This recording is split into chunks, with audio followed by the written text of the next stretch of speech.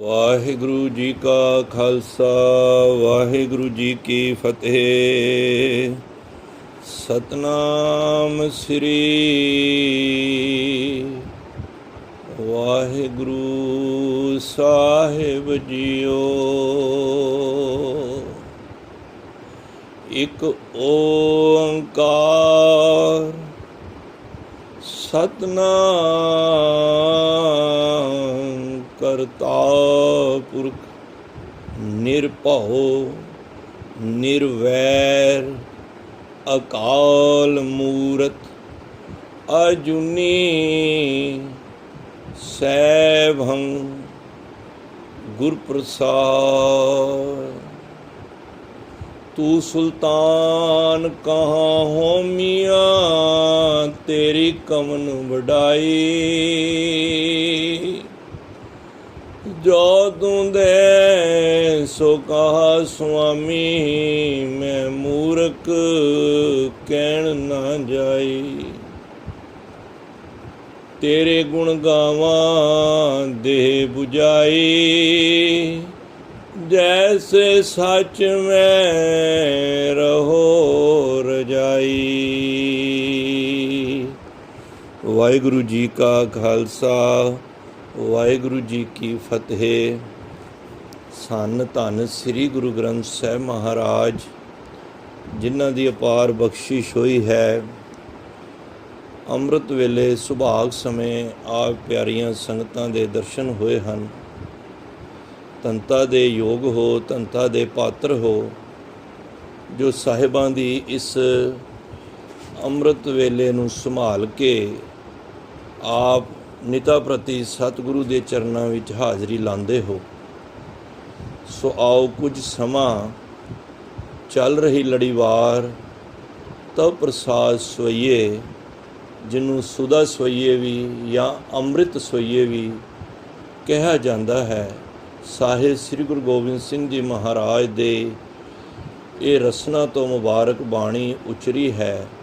ਸੋ ਆਓ ਤਿੰਨ ਪੌੜੀਆਂ ਦੀ, ਤਿੰਨ ਪਦਾਂ ਦੀ ਵਿਚਾਰ ਅਸੀਂ ਗੁਰੂ ਬਖਸ਼ੀ ਦੇ ਸਦਕੇ ਸਾਂਝ ਕੀਤੀ ਸੀ। ਆਓ ਅੱਜ ਚੌਥੇ ਪਦ ਦੀ ਵਿਚਾਰ ਅਸੀਂ ਮਿਲ ਬੈਠ ਕੇ ਸਾਂਝ ਕਰੀਏ।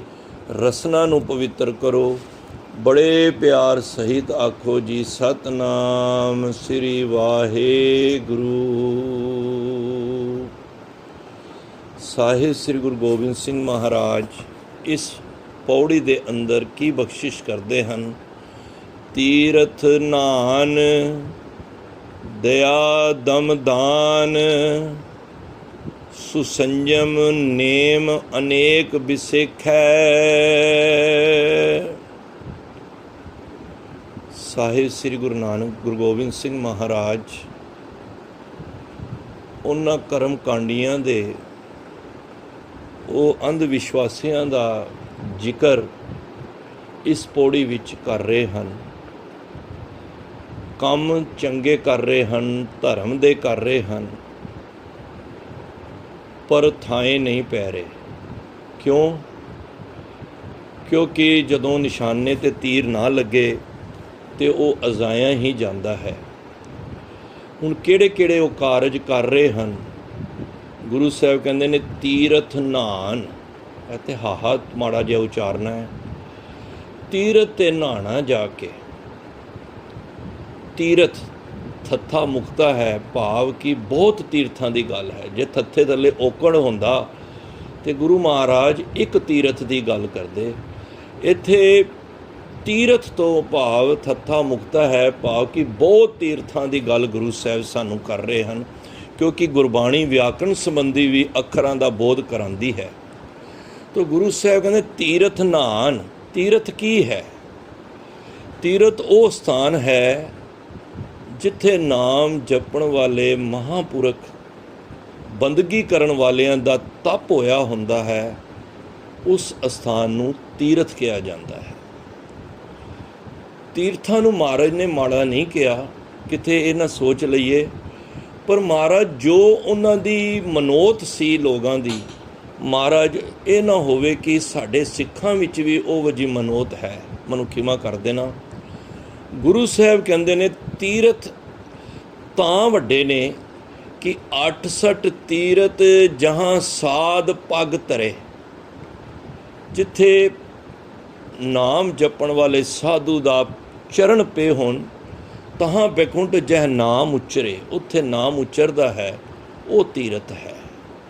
फिर समझ लिए तीरथ कोई उस तरह का तीरथ नहीं, तीरथ जिथे नाम जपण वाले ने बैठ के लंबेरे समय तप किया, बंदगी की, बहुत धरतियां ने जो पूजन योग हो गई ने। जिस धरती ते असी बैठे हाँ चांदनी चौक, वो भी धरती पूजन योग है। हालांकि इस धरती ते चांदनी चौक ते लाल किले दे सामने ये रात नूं चांदनी करन वास्ते बड़े ही तरह दे दीपमाला हुंदी सी, लाइटिंग हुंदी सी पुराने समय विच, जिन्हों चांदनी चौक, और वड्डे वड्डे रईस राजे महाराजे इस बाजार दे विच लंघदे सन। पर वो चांदनी चौक उस करके मशहूर नहीं होया जिथे मेरे गुरु तेग बहादुर बाबा जी दे जद चरण पे, सा धरती पई हरियावली जिथे मेरा सतगुर बैठा है। अज वो क्यों धरती पूजन योग हो गई, तीर्थ स्थान क्यों बन गया? क्योंकि उत्थे साहिब श्री गुरु गोबिंद सिंह गुरु तेग बहादुर बाबा जी का लहू इस स्थान ते गिरिया है। और वो दीवे ते तेल पैण ते मुक जाते ने, चांदनी खत्म हो जाती है। पर अज जिहड़े चांदनी चौक नूं भाग लगे ने ना, वो लाल किले करके नहीं लगे, वो चांदनी चौक नूं भाग लगे ने गुरु साहब दे मुबारक चरण उस स्थान नूं पे। और वो स्थान भी पूजन योग हो गया, जिन्हों गुरुद्वारा सीसगंज साहिब कहने हैं। करतारपुर, कीरतपुर, माछीवाड़ा, ये सब स्थान क्यों पवित्र हो गए? हजूर साहब, सचखंड श्री हरमंदर साहब, सच तखत श्री पटना साहिब, दमदमा साहिब क्यों मशहूर हो गए? क्योंकि महाराज ने इत्थे दम लिया, आके दमदमा साहिब विश्राम किया। तो तीर्थां नूं माड़ा नहीं कह रहे, जे तीर्थ माड़े होंदे ते गुरु साहब क्यों बनाते तीर्थ? ਇਹਦੇ ਵਿੱਚੋਂ ਅਸੀਂ तत्त समझना है। महाराज कहते ने ऐसे भी ने, ਹੁਣ ਉਹਨਾਂ ਦੀ ਗੱਲ ਕਰ ਰਹੇ ਨੇ ਤੀਰਥ ਨਹਾਣ। ਮਹਾਰਾਜ ਕਹਿੰਦੇ ਨੇ ਅੰਤਰ ਮੈਲ, ਹੁਣ ਉਹਨਾਂ ਦਾ ਜ਼ਿਕਰ ਹੈ, ਅੰਤਰ ਮੈਲ ਜੇ ਤੀਰਥ ਨਹਾਵੇ ਤਿਸ ਬੈਕੁੰਠ ਨਾ ਜਾਣਾ। ਹੁਣ ਅੰਦਰ ਮੈਲ ਹੋਵੇ, ਕਹੀਏ ਕਿ ਮੈਂ ਜਾ ਕੇ ਤੀਰਥਾਂ 'ਤੇ ਇਸ਼ਨਾਨ ਕਰਕੇ ਮੈਂ ਆਪਣੇ ਮੈਲ ਨੂੰ ਉਤਾਰ ਦੇਵਾਂ, तो महाराज कहते ने लोक पतीने कछू ना होवे, ना है राम आना। लोगों नूं तू जरूर भ्रामी च पा देगा कि मैं हर महीने, हर रोज़, हर साल उस तीर्थां ते जाके इशनान करना, लोग तेरी वाह वाह जरूर कर देंगे। लोक पतीने कछू ना होवे, ना है राम आना। रब आना नहीं है, इतना भोला रब नहीं है कि तू सोचें कि मैं पाप करदा जावां ते उत्थे जाके इशनान करके ते मेरे पाप उतर जाणगे। ते महाराज कहंदे ने इस तरह गल नहीं बनी। साचा नहावन मतलब कि पूजो राम एक ही देवा, साचा नहावन गुर की सेवा। असली नहावन ते गुरु दी सेवा है। सुनिया मन्निया, हुण पढ़िया ना, मन कीता भाओ। महाराज कहंदे ने अंतरगत तीरथ मल नाओ। असली इशनान ते अंदर दा है। ये नहीं कि तीर्थां ते ना जाओ, जाओ, पर जाके असी नहावन चले तीर्थी मन खोटे तन चोर। जे मन विच खोट है, तीर्थां ते इशनान करन दा की फायदा? महाराज कहंदे ने एक भाओ लत्थी नातियां, दोए भा चढ़ीए सोर। एक भार लाण गए सी, होया कि बदकिस्मती नाल दो होर चढ़ा के ले आए, क्योंकि उत्थे माड़ी सोच लैके गए। है तीरथ है। तो महाराज कहते ने पाप करे पंचा के बसरे, तीरथ नहाए कहे सब उतरे। हुण वो सोचते ने कि पाप कर लो, तो पाप करके करना कुछ भी नहीं, जाके तीर्थां ते इशनान करो। तीरथ नहाए कहे सब उतरे। हुण नहा के कहंदा जी उतर गए ने मेरे पाप। महाराज कहते ने इस तरह गल नहीं बननी। बोहर कमावे होए निसंक, फिर निसंक हो जाता है। जी मैं हूँ सारी उम्र पाप करता रवां, जाके दरबार साहब इशनान कर आवां तो मैं समझा मेरे पाप उतर गए ने, तो फिर तो मारे कहते निसंक हो जाता है, झाका ही उतर जाता है। फिर तो पाप बंदा करता जावे नाल इशनान करता जावे, उहदा की लाभ है। तो जमपुर बांधे खरे कलंक, वो फिर जामा दे वस आउंदे हैं। सो मारे कहते ने ऐसे भी मनोत वाले संसार दे विच ਉਹ ਹਨ ਜਿਹੜੇ ਤੀਰਥਾਂ ਤੇ ਇਸ਼ਨਾਨ ਕਰਕੇ ਮਨ ਵਿੱਚ ਇਹ ਸ਼ੰਕਾ ਲਿਆ ਰਹੇ ਨੇ, ਪਰ ਹੋਰ ਤੇ ਕੁਝ ਕਮਾਇਆ ਨਾ ਕਮਾਇਆ, ਹੰਕਾਰ ਲੈ ਕੇ ਜ਼ਰੂਰ ਆ ਗਏ। ਇੱਕ ਭੋਲਤੀ ਨਾਤਿਆਂ ਦੋਏ ਪਾ ਚੜੀਏ ਸੋ। ਤੋ ਤੀਰਥਾਂ ਤੇ ਇਸ਼ਨਾਨ ਕਰਨ ਨੂੰ ਮਾਰੇ ਨੇ ਕਿਹਾ ਤੀਰਥ ਨਾਨ ਦਇਆ ਤੋਂ ਭਾਵ ਹੁੰਦਾ ਹੈ ਕੰਮ ਦੇਖੋ ਸਾਰੇ ਚੰਗੇ ਨੇ, ਹੈ ਸਭ ਧਰਮ ਦੇ ਕੰਮ ਨੇ, ਪਰ ਮਾਰੇ ਨੇ ਖੰਡਨ ਕਿਉਂ ਕਰ ਰਹੇ ਨੇ? ਸਮਝਣ ਵਾਲੀ ਗੱਲ ਹੈ। ਤੀਰਥ ਨਾਨ ਦਇਆ, ਦੇਖੋ ਦਇਆ ਹੁੰਦੀ ਹੈ ਕਿਸੇ ਮਜ਼ਲੂਮ ਤੇ, ਕਿਸੇ ਇਹਦੀ ਡੈਫੀਨੇਸ਼ਨ ਕਹਿ ਲਓ ਗਰੀਬ ਦੇ ਉੱਤੇ ਵੇਖ ਕੇ ਤਰਸ ਆ ਜਾਣਾ, ਉਹਨੂੰ ਦਇਆ ਕਹਿੰਦੇ ਨੇ। ਜੇ ਗੁਰੂ ਨਾਨਕ ਦੇ ਸਿੱਖ ਹੋ, ਕਿਸੇ ਦੀ ਰੱਬੀ ਮਾਰ ਨੂੰ ਵੇਖ ਕੇ ਜੇ ਸਾਡੇ ਅੰਦਰ ਦਇਆ ਨਹੀਂ ਆਈ ਨਾ, ਤੇ ਸਾਡੇ ਕੀਤੇ ਹੋਏ ਧਰਮ ਦੇ ਸਾਰੇ 68 ਤੀਰਥ ਸਗਲ ਪੂਨ ਜੀ ਦਇਆ ਪ੍ਰਵਾਨ, ਇਹ ਤੇ ਤਾਂ ਹੀ ਪ੍ਰਵਾਨ ਹੋਣੇ ਨੇ ਜੀਆਂ ਦੇ ਉੱਤੇ ਦਇਆ ਕਰੋ। ਦੇਖੋ ਇੱਕ ਗੱਲ ਹੈ, ਹੁਣੇ ਜਪਜੀ ਸਾਹਿਬ ਵਿੱਚ ਇੱਕ ਪੰਕਤੀ ਤੁਸੀਂ ਪੜ੍ਹੀ ਹੋਣੀ ਹੈ, ਧੌਲ ਧਰਮ ਦਇਆ ਕਾ ਪੂਤ, ਦਇਆ ਦਾ ਪੁੱਤਰ ਹੈ ਧਰਮ। ਜਿਹਦੇ ਕੋਲ ਦਇਆ ਨਹੀਂ ਨਾ, ਉਹਦੇ ਅੰਦਰ ਧਰਮ ਹੋ ਹੀ ਨਹੀਂ ਸਕਦਾ। ਗੁਰੂ ਨਾਨਕ ਪਾਤਸ਼ਾਹ ਕਹਿੰਦੇ ਨੇ ਜੇ ਮਾਂ ਹੀ ਨਹੀਂ ਹੋਏਗੀ ਤਾਂ ਪੁੱਤਰ ਕਿੱਥੋਂ ਹੋਏਗਾ? ਫਿਰ ਧਿਆਨ ਦੇਣਾ, ਧੌਲ ਧਰਮ ਲੋਕਾਂ ਦੀ ਮਿਉਨ ਸੀ ਕਿ ਧਰਤੀ ਨੂੰ ਧੌਲ ਨੇ ਚੁੱਕਿਆ ਹੋਇਆ ਹੈ। ਮਹਾਰਾਜ ਕਹਿੰਦੇ ਧੌਲ ਨੇ ਨਹੀਂ ਚੁੱਕਿਆ, ਧਰਮ ਨੇ ਚੁੱਕਿਆ ਹੈ। ਤੇ ਧਰਮ ਕੀ ਹੈ? ਦਇਆ ਦਾ ਪੁੱਤਰ ਹੈ। ਜੇ ਮੇਰੇ ਵਿੱਚ ਦਇਆ ਹੀ ਨਹੀਂ ਹੈ ਤੇ ਮੇਰੇ ਧਰਮ ਕਿੱਥੋਂ ਹੋ ਗਿਆ? ਦੇਖੋ ਮਾਂ ਹੀ ਨਹੀਂ ਹੋਏਗੀ ਤਾਂ ਪੁੱਤਰ ਕਿੱਥੋਂ ਹੋਏਗਾ? ਤਾਂ ਹੀ ਸਾਡੇ ਅਸੀਂ ਭਾਗਾਂ ਵਾਲੇ ਹਾਂ। ਜਦ ਚੋਣ ਹੋਈ 5 ਪਿਆਰਿਆਂ ਦੀ ਤੇ ਸਭ ਤੋਂ ਪਹਿਲਾਂ ਦਇਆ ਰਾਮ ਜੀ ਉੱਠੇ ਸਨ, ਕਿਉਂਕਿ ਧਰਮ ਸਥਾਪਿਤ ਹੋਣਾ ਸੀ, ਖਾਲਸੇ ਪੰਥ ਦੀ ਸਥਾਪਨਾ ਹੋਣੀ ਸੀ, ਤੇ ਮਹਾਰਾਜ ਨੇ ਨੀਂਹ ਹੀ ਧਰਮ ਦੀ ਦਇਆ ਤੋਂ ਰੱਖੀ ਸੀ। ਭਾਵੇਂ ਬਾਅਦ ਚੋਂ ਧਰਮ ਚੰਦ, ਹਿੰਮਤ ਰਾਏ, ਮੋਹਕਮ ਜੀ, ਸਾਹਿਬ ਸਿੰਘ ਜੀ ਸਭ ਉੱਠੇ ਪੰਜੋ, ਪਰ ਸਭ ਤੋਂ ਪਹਿਲਾਂ ਉੱਠਣ ਵਾਲੇ ਭਾਈ ਦਇਆ ਰਾਮ ਲਾਹੌਰ ਦੇ ਖੱਤਰੀ ਉੱਠੇ ਸਨ। ਗੁਰੂ ਸਾਹਿਬ ਇਹ ਸਮਝਾਉਣਾ ਚਾਹੁੰਦੇ ਨੇ, ਭਾਈ ਜੇ ਤੈਨੂੰ ਵੇਖ ਕੇ ਕਿਸੇ ਗਰੀਬ ਤੇ ਤਰਸ ਨਹੀਂ ਆਇਆ ਤੇ ਉਹ ਦਇਆ ਫਿਰ ਤੇਰੇ ਵਿੱਚ ਨਹੀਂ ਹੈ। ਤੀਰਥ ਨਾਨ ਦਇਆ ਦਮਦਾਨ, ਇਹਨੂੰ ਇਕੱਠਾ ਪੜੋ ਭਾਵੇਂ, ਦਮਦਾਨ। ਵੈਸੇ ਦਮ ਤੇ ਸਾਹ ਵੀ ਹੁੰਦਾ ਹੈ, ਦਮ ਸਦਾ ਸੰਭਾਲਤਾ ਦਮ ਨਾ ਬਿਰਥਾ ਜਾਏ, ਗੁਰਬਾਣੀ ਵਿੱਚ ਆਉਂਦਾ ਨਾ। ਪਰ ਇੱਥੇ ਦਮ ਤੋਂ ਉਹ ਭਾਵ ਨਹੀਂ ਹੈ। ਦਮਦਾਨ, ਦਮ ਹੁੰਦਾ ਹੈ ਦਮੜਾ,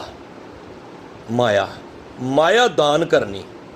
ਦੇਖੋ ਕਨਸੈਪਟ ਦੇ ਹਿਸਾਬ ਨਾਲ ਅਰਥ ਚੇਂਜ ਹੁੰਦੇ ਨੇ। ਗੁਰੂ ਸਾਹਿਬ ਕਹਿੰਦੇ ਨੇ ਕਈ ਧਾਰਮਿਕ ਕਾਰਜ ਤੀਰਥਾਂ ਤੇ ਇਸ਼ਨਾਨ ਕਰਕੇ, ਦਇਆ ਕਰਕੇ, ਦਮਦਾਨ ਭਾਵ ਕਿ ਦਮੜੇ ਦਾਨ ਦਿੰਦੇ ਨੇ। ਬੜੇ ਦੇਖੋ ਦਮੜੇ ਦਾਨ ਦੇਣੇ, ਪਰ ਉਹਦੇ ਵਿੱਚ ਕੀ ਹੈ? ਐਸੇ ਵੀ ਨੇ ਦਮੜੇ ਦਾਨ ਦੇਣ ਤੋਂ ਬਾਅਦ ਨਾ ਉਹਨਾਂ ਵਿੱਚ ਹੰਕਾਰ ਆ ਜਾਂਦਾ ਹੈ।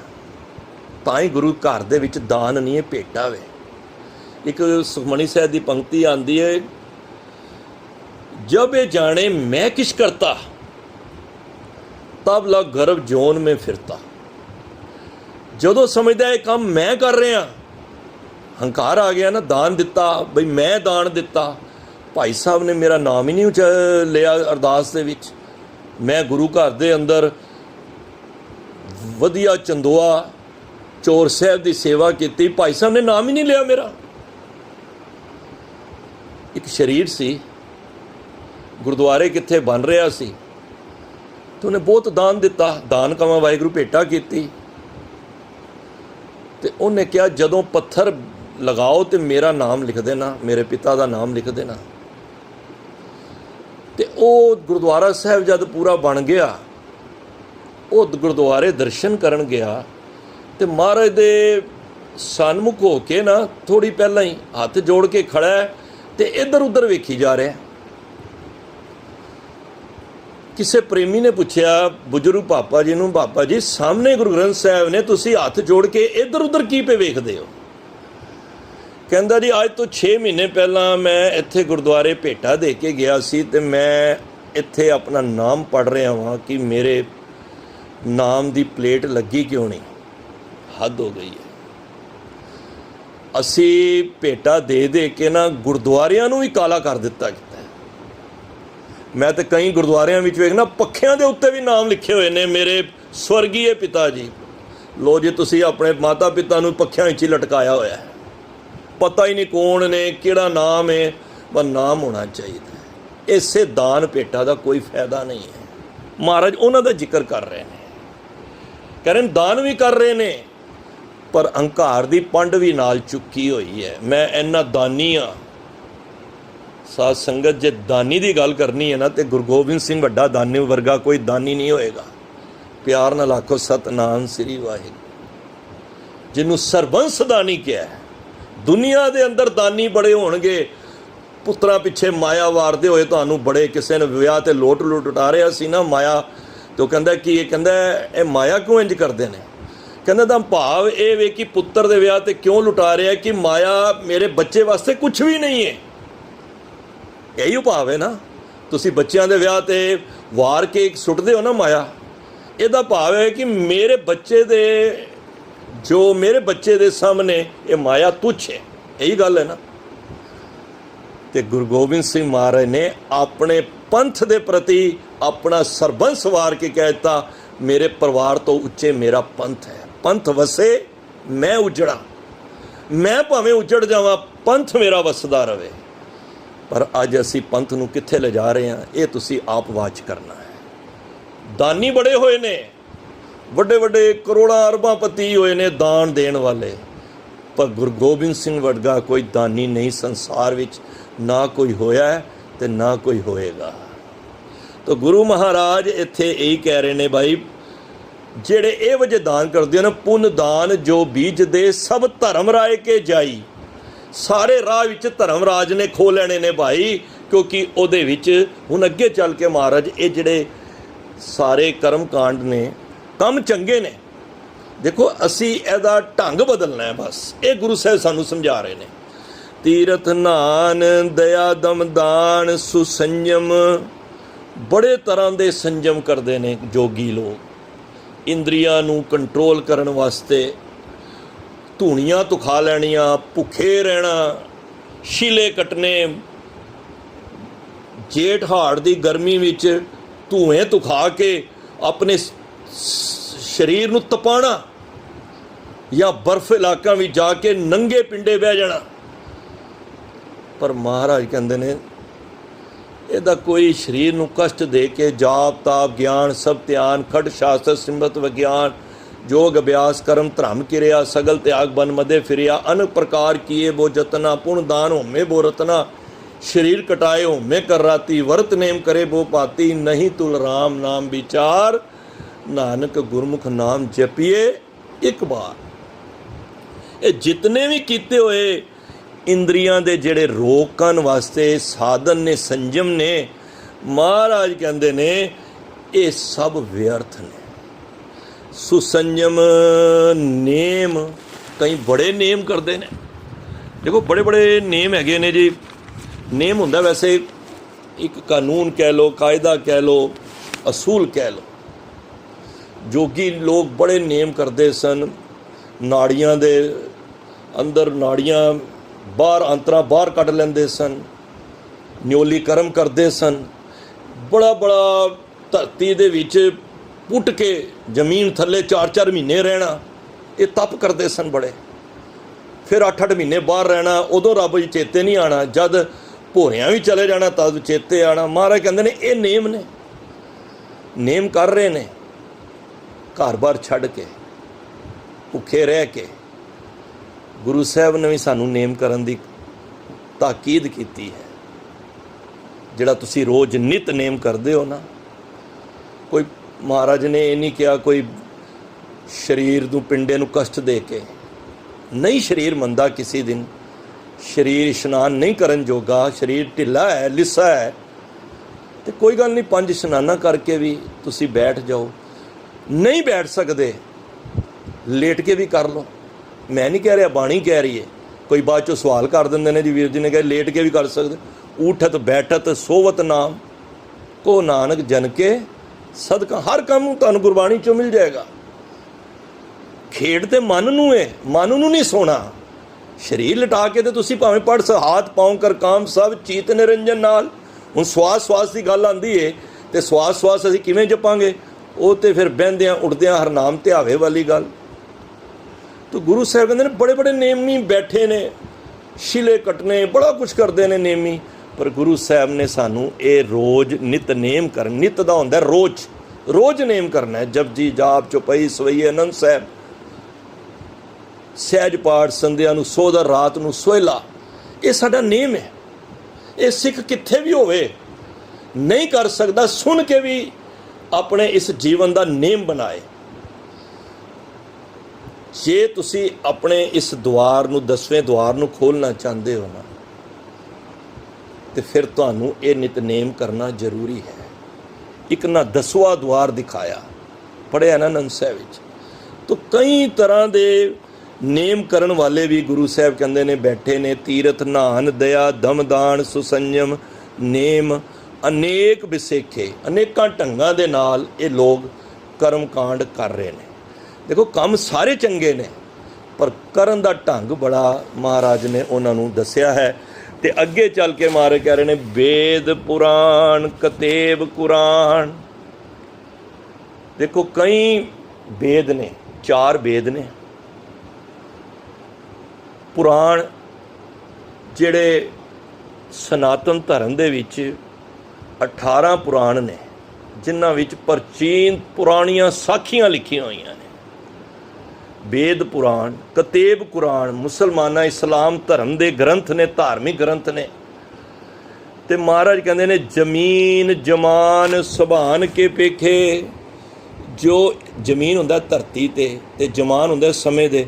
ਕਹਿੰਦੇ ਨੇ ਮੈਂ ਸਮੇਂ ਦੇ ਸਾਰੇ ਗ੍ਰੰਥ ਵਾਚ ਕਰਕੇ, ਇਸ ਧਰਤੀ ਤੇ ਜਿੰਨੇ ਗ੍ਰੰਥ ਨੇ ਮੈਂ ਸਾਰੇ ਵਾਚ ਕਰਨ ਤੋਂ ਬਾਅਦ ਪੜ੍ਹੇ ਨੇ ਮੈਂ ਸਾਰੇ, ਮੈਂ ਉਹਨਾਂ ਨੂੰ ਦੱਸ ਰਿਹਾ ਵਾਂ। ਮਹਾਰਾਜ ਕੀ ਕਹਿਣਾ ਚਾਹ ਰਹੇ ਨੇ? ਪੌਣ ਆਹਾਰ, ਪੌਣ ਆਹਾਰੀ। ਕਈ ਹੁੰਦੇ ਨੇ ਖਾਲੀ ਹਵਾ ਦੇ ਸਹਾਰੇ ਜਿੰਦੇ ਰਹਿੰਦੇ ਨੇ। ਉਸ ਸੰਸਾਰ ਵਿੱਚ ਬੜੇ ਜੀਵ ਤੁਹਾਨੂੰ ਮਿਲਣਗੇ ਜਿਹੜੇ ਹਵਾ ਨੂੰ ਹੀ ਭੋਜਨ ਬਣਾ ਕੇ ਬਸ ਨਾ ਉਹ ਪਾਣੀ ਜਲ ਪੀਂਦੇ ਨੇ ਨਾ ਕੁਝ ਖਾਂਦੇ ਨੇ, ਉਹ ਪੌਣ ਆਹਾਰੀ ਹੋ ਜਾਂਦੇ ਨੇ।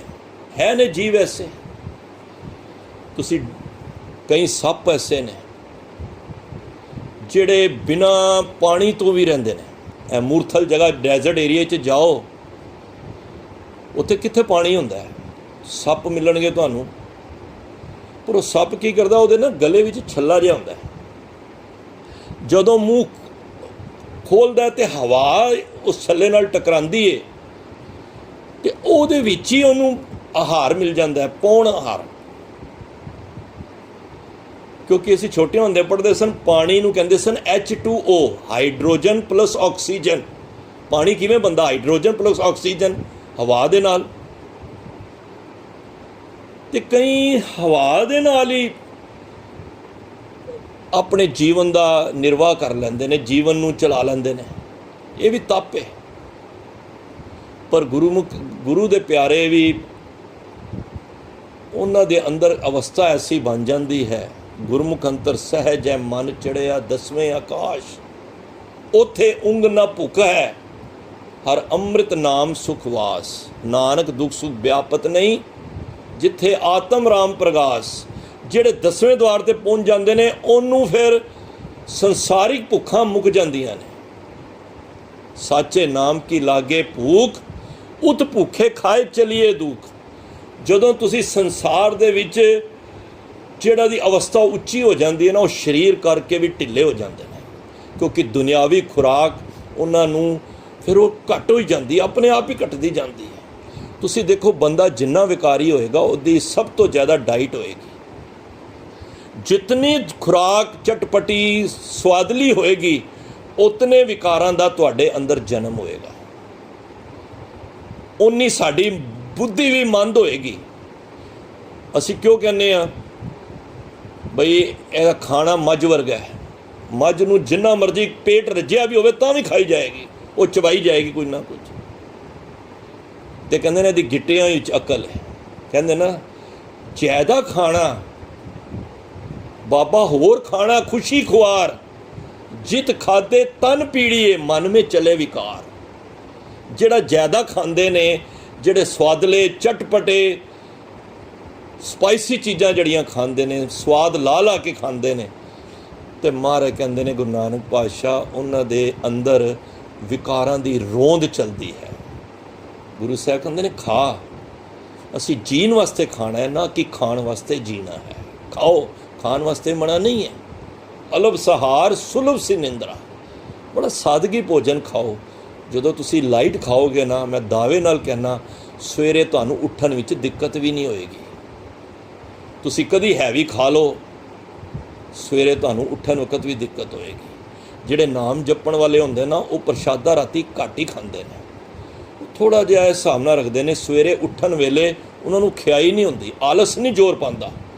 ਜ਼ਿਆਦਾ ਤੁਨਿਆ ਹੋਏਗਾ, ਓਵਰ ਖਾਣਾ ਹੋਏਗਾ, ਵੈਸੇ ਵੀ ਓਵਰ ਡਾਈਟ ਡਾਕਟਰ ਵੀ ਮਨਾ ਹੀ ਕਰਦੇ ਨੇ।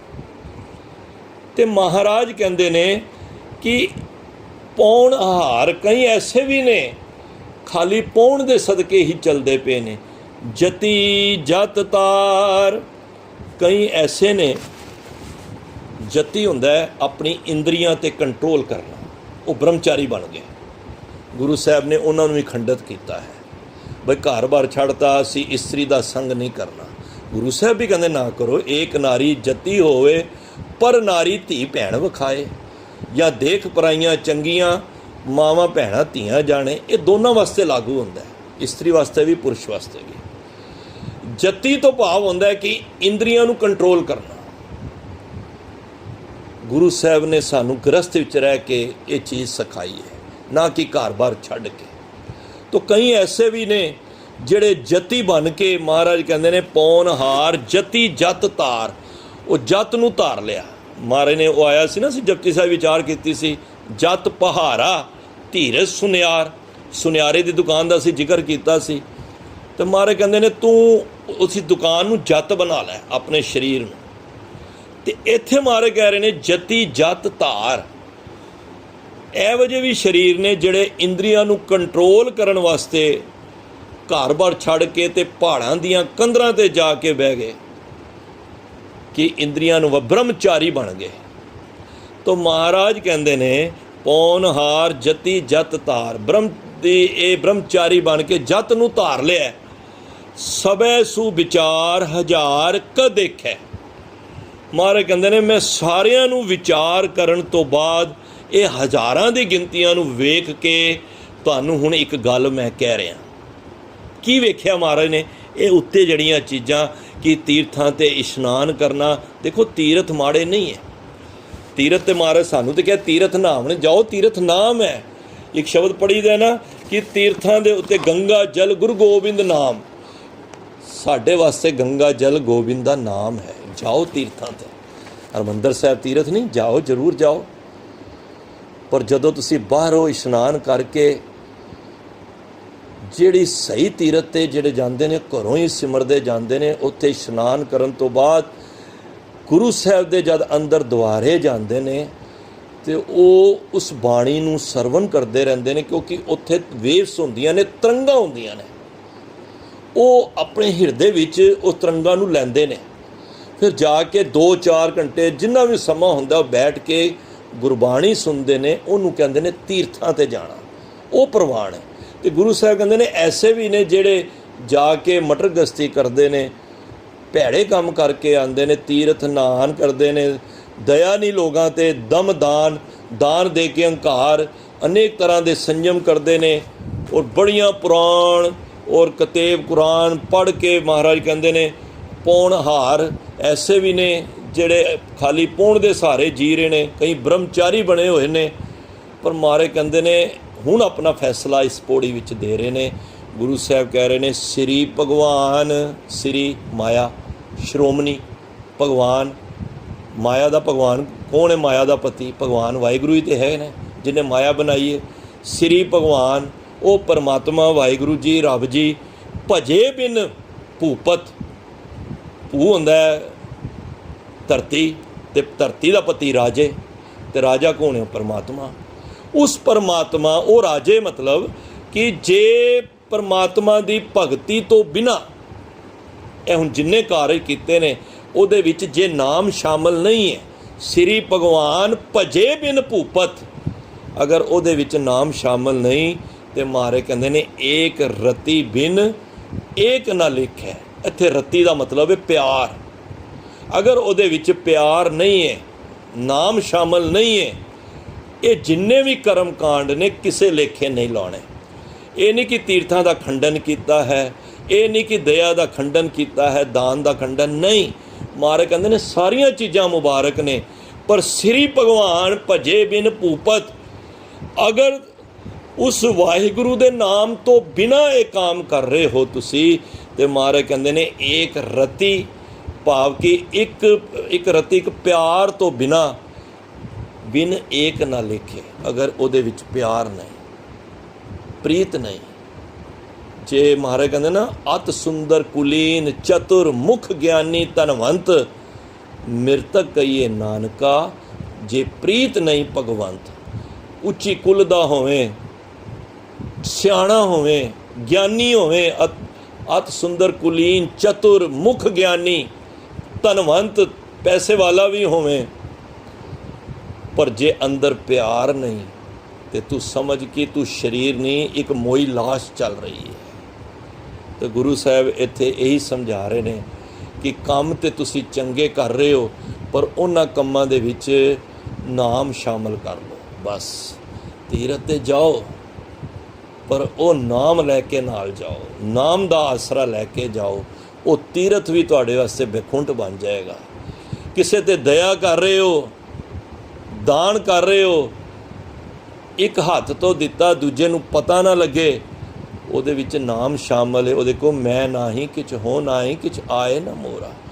ਰੱਬਾ ਮੈਂ ਤੇ ਖੁਦ ਭਿਖਾਰੀ ਹਾਂ, ਹਮ ਭੀਖਕ ਭਿਖਾਰੀ ਤੇਰੇ, ਤੂੰ ਨਿਜਬਤ ਹੈ। ਮੈਂ ਕੌਣ ਦਾਤਾ ਬਣ ਗਿਆ? ਦਾਤਾ ਤੇ ਤੂੰ ਹੀ ਹੈ। ਤੂੰ ਦੇ ਰਿਹਾ ਹੈ ਤੇ ਮੈਂ ਤੇਰੇ ਦਿੱਤੇ ਵਿੱਚੋਂ ਹੀ ਇਸ ਸੰਗਤਾਂ ਵਿੱਚ ਵੰਡ ਰਿਹਾ। ਇੱਕ ਸਰੀਰ ਸੀ, ਜਦੋਂ ਵੀ ਦਾਨ ਦੇਣਾ ਤੇ ਲੈਣਾ ਲੱਗੀਆਂ ਹੁੰਦੀਆਂ ਸਨ, ਪਰ ਉਹਦੀ ਖਾਸੀਅਤ ਸੀ, ਜਿਹਨੂੰ ਵੀ ਦਿੰਦਾ ਸੀ ਉਹਦੀ ਨਜ਼ਰਾਂ ਥੱਲੇ ਹੁੰਦੀਆਂ ਸਨ। ਤੇ ਕਿਤਨਾ ਚਿਰ ਉਹ ਦਾਨ ਦਿੰਦਾ ਰਿਹਾ। ਇੱਕ ਪਿਆਰ ਵਾਲੇ ਨੇ ਪੁੱਛ ਲਿਆ, ਭਾਈ ਸਾਹਿਬ ਇਹ ਦੱਸੋ ਤੁਸੀਂ ਦਾਨ ਦਿੰਦੇ ਹੋ, ਕਿਸੇ ਵੱਲ ਅੱਖ ਨਜ਼ਰ ਕਰਕੇ ਉੱਤੇ ਨਹੀਂ ਚੁੱਕਦੇ, ਇਹਦਾ ਕੀ ਕਾਰਨ ਹੈ? ਦਾਨ ਤੇ ਦੁਨੀਆ ਦੇ ਰਹੀ ਹੈ, ਕਈ ਤੇ ਆਪਣੀਆਂ ਨੇਮ ਪਲੇਟਾਂ ਲਵਾਈਆਂ ਨੇ। ਮੈਂ ਪਹਿਲਾਂ ਕਿਹਾ ਗੁਰਦੁਆਰਿਆਂ 'ਤੇ ਹੁਣ ਥੋੜ੍ਹੀ ਅਕਲ ਆ ਗਈ ਸਾਡੇ ਲੋਕਾਂ ਨੂੰ, ਨਹੀਂ ਤੇ ਅਸੀਂ ਗੁਰਦੁਆਰੇ ਕਾਲੇ ਕੀਤੇ ਹੋਏ ਸਨ। ਤੇ ਉਸ ਵੇਲੇ ਉਸ ਸ਼ਰੀਰ ਨੇ ਕਿਹਾ ਕਿ ਭਾਈ ਸਾਹਿਬ ਨੂੰ ਕਿਹਾ ਵੀ ਇਹ ਤੁਸੀਂ ਅੱਖ ਨਹੀਂ ਉੱਤੇ ਚੁੱਕਦੇ। ਕਹਿੰਦੇ ਨੇ ਮੈਂ ਅੱਖ ਕੀ ਚੁੱਕਾਂ, ਮੈਂ ਖੁਦ ਭਿਖਾਰੀ ਹਾਂ, ਇਹ ਤੇ ਰੱਬ ਦੀ ਦਿੱਤੀ ਦਾਤਾਂ ਵਿੱਚੋਂ ਮੈਂ ਤੇ ਦੇ ਰਿਹਾ। ਜੇ ਉਹ ਮੈਨੂੰ ਨਾ ਦਵੇ ਤੇ ਮੈਂ ਦਾਤਾ ਕਿੱਥੋਂ ਬਣ ਜਾਵਾਂ? ਜਿਹਨੂੰ ਇਸ ਗੱਲ ਦੀ ਸਮਝ ਆ ਗਈ ਉਹ ਭਿਖਾਰੀ ਬਣ ਕੇ ਵੀ ਦਾਤਾ ਬਣ ਜਾਂਦੇ ਨੇ, ਤੇ ਜਿਹਨੂੰ ਸਮਝ ਨਹੀਂ ਆਈ ਮੇਰੇ ਵਰਗੇ ਉਹ ਦਾਤੇ ਬਣ ਕੇ ਵੀ ਭਿਖਾਰੀ ਹੀ ਰਹਿੰਦੇ ਨੇ। ਤਾਂ ਗੁਰੂ ਸਾਹਿਬ ਸਾਨੂੰ ਇੱਕ ਨਵੇਕਲਾ ਜਿਹਾ ਢੰਗ ਦੱਸਦੇ ਨੇ ਕਿ ਧਰਮ ਦੇ ਕਾਰਜ ਮੈਂ ਮੇਰੀ ਤੋਂ ਹਟ ਕੇ ਕਿ ਮੈਂ ਕੁਛ ਵੀ ਨਹੀਂ, ਕੋ ਨਾਨਕ ਸਭ ਤੇਰੀ ਵਡਿਆਈ, ਕੋਈ ਨਾਉ ਨਾ ਜਾਣੇ ਮੇਰਾ। ਬਸ ਕਿੱਥੇ ਨਾਮ ਅਨਾਉਂਸ ਨਹੀਂ ਹੋਇਆ, ਸ਼ਬਦ ਅੱਛਾ ਪੜਿਆ, ਕੋਈ ਮਾਇਆ ਦਿੱਤੀ, ਪਰ ਗੁਰੂ ਤੇ ਜਾਣਦਾ ਹੀ ਹੈ ਨਾ। ਭਾਈ ਸਾਹਿਬ ਦੇ ਅਸੀਂ ਪੇਟ ਨੂੰ ਉਹਨਾਂ ਨੂੰ ਖਾਣ ਨੂੰ ਪੈ ਜਾਂਦੇ ਹਾਂ ਕਿ ਸਾਡਾ ਨਾਮ ਨਹੀਂ ਲਿਆ, ਅਨਾਉਂਸਰ ਨੇ ਨਾਮ ਨੇ, ਸੈਕਟਰੀ ਸਾਹਿਬ ਨੇ ਨਾਮ ਨਹੀਂ ਲਿਆ, फिर ये भी असी पढ़ने आ, विण बोलिया सब किछ जानदा, किस आगे कीचे अरदास। जे बिन बोले ही सानू जानदा है तो फिर सानू क्यों गिले शिकवे ने। गुरु घर विच आ, अपना नाम नहीं, उस परमात्मा दे नाम दी वडियाई कर। ओदी वडियाई विच ही तेरी वडियाई है। जो हर दासन की उस्तत, सा हर की वडियाई। हर अपनी वडियाई भावदी, जन का जयकार कराई। तू रब दी उस्तत कर, रब दी उस्तत करेगा तेरी आपे ही हो जाएगी। हर का भगत प्रगट नहीं छपै। जिस तरह हरि दा भगत ਜਿਹੜਾ ਆਪਣੇ ਆਪ ਨੂੰ ਛਪਾਉਣਾ ਵੀ ਚਾਹੇ ਉਹ ਨਹੀਂ ਛਪ ਸਕਦਾ, ਪਰ ਜਿਹੜਾ ਆਪ ਪ੍ਰਗਟ ਕਰਦਾ ਉਹਦਾ ਕੋਈ ਮੁੱਲ ਨਹੀਂ ਪੈਂਦਾ। ਤੇ ਗੁਰੂ ਘਰ ਵਿੱਚ ਆ ਕੇ ਨਾਮ ਦੀ ਮਹਿਮਾ ਕਰੋ, ਨਾਮ ਦੇ ਨਾਲ ਜੁੜੋ। ਤੁਹਾਡੀ ਪ੍ਰਸ਼ੰਸਾ, ਤੁਹਾਡੀ ਵਾਹ ਵਾਹ ਗੁਰੂ ਸਾਹਿਬ ਆਪੇ ਹੀ ਕਰਾ ਦੇਣਗੇ ਜਦੋਂ ਤੁਸੀਂ ਗੁਰੂ ਦੇ ਨਾਲ ਜੁੜ ਜਾਓਗੇ। ਇਹੀ ਬੇਨਤੀਆਂ ਪ੍ਰਵਾਨ ਕਰਨੀਆਂ। ਭੁੱਲ ਇੱਕ ਨਹੀਂ ਹੋਈ, ਜਿੱਥੋਂ ਤੱਕ ਮੈਨੂੰ ਸਮਝ ਹੈ ਬਹੁਤ ਅਨੇਕਾਂ ਭੁੱਲਾਂ ਹੋਈਆਂ ਨੇ। ਇਹ ਗੁਰੂ ਆਪ ਬਖਸ਼ੰਦ ਪਿਤਾ ਹੋ। ਭੁੱਲਾਂ ਤੁਸੀਂ ਨਾ ਚਿਤਾਰਨੀਆਂ।